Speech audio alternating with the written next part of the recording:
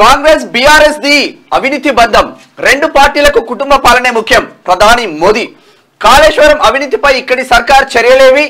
కాంగ్రెస్ నేతలు జాతి వివక్ష చూపెడుతున్నారు. దేశంలోని నలుపు రంగు వాళ్లను ఆఫ్రికన్లు అంటున్నారు. రాష్ట్రపతిగా ముర్మును కూడా అందుకే వ్యతిరేకించారు. పివి నరసింహారావును అవమానించారు. దేశమంతా మతపర రిజర్వేషన్లకు కాంగ్రెస్ కుట్ర. కాంగ్రెస్ వాళ్ళు ఇప్పుడు అదానీ అంబానీ మాటెత్తట్లేదు. కారణమేంది? వాళ్ళ నుంచి ఎంత డబ్బు పుట్టింది?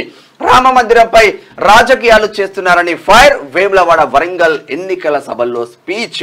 రాజన్న ఆలయంలో ప్రత్యేక పూజలు నిన్న ఇచ్చిండు. అదే కాంగ్రెస్ బీఆర్ఎస్ అవినీతి బంధం అంటా ఉన్నాడు. తర్వాత ఇంకోటి ఏంటంటే ప్రధానంగా ఇక్కడ ఏంది ఆదాని అంబానీల గురించి మాట్లాడకపోవడానికి కారణం ఏంటి అంటే కాంగ్రెస్ పార్టీకి డబ్బులు ముట్టినట్టున్నాయి, అందుకనే మాట్లాడతలేదని చెప్పేసి ప్రధానమంత్రి నరేంద్ర మోడీ అంటున్నారు.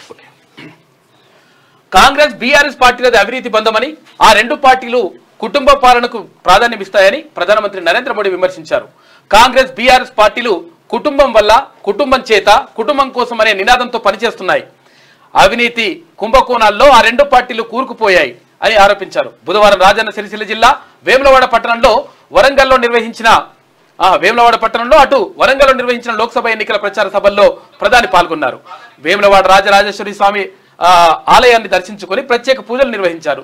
సభల్లో ఆయన మాట్లాడుతూ బీజేపీకి నేషన్ ఫస్ట్, ఫ్యామిలీ లాస్ట్, అదే కాంగ్రెస్ బీఆర్ఎస్ పార్టీలకు మాత్రం కుటుంబ పాలనే ముఖ్యమని చెప్పేసి ఆ ప్రధానమంత్రి నరేంద్ర మోడీ అంటా ఉన్నాడు. నిన్న వేములవాడ వరంగల్లో జరిగిన సభలకు సంబంధించిన ముచ్చట్లు.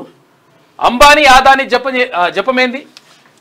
అంబానీ ఆదాని జపాన్ని కాంగ్రెస్ నేతలు వదిలేశారని అందుకు కారణమేందో వాళ్లే చెప్పాలని ప్రధానమంత్రి నరేంద్ర మోడీ అన్నారు. ఎన్నికల నోటిఫికేషన్ రాకముందు అంబానీ ఆదాని అంటూ కాంగ్రెస్ నేతలు జపం చేశారు. వాళ్ళ పేరు చెప్పి మాపై ఇష్టం ఉన్నట్టు మాట్లాడారు, విమర్శలు చేశారు. ఇప్పుడు ఆ మాట ఎత్తడం లేదు.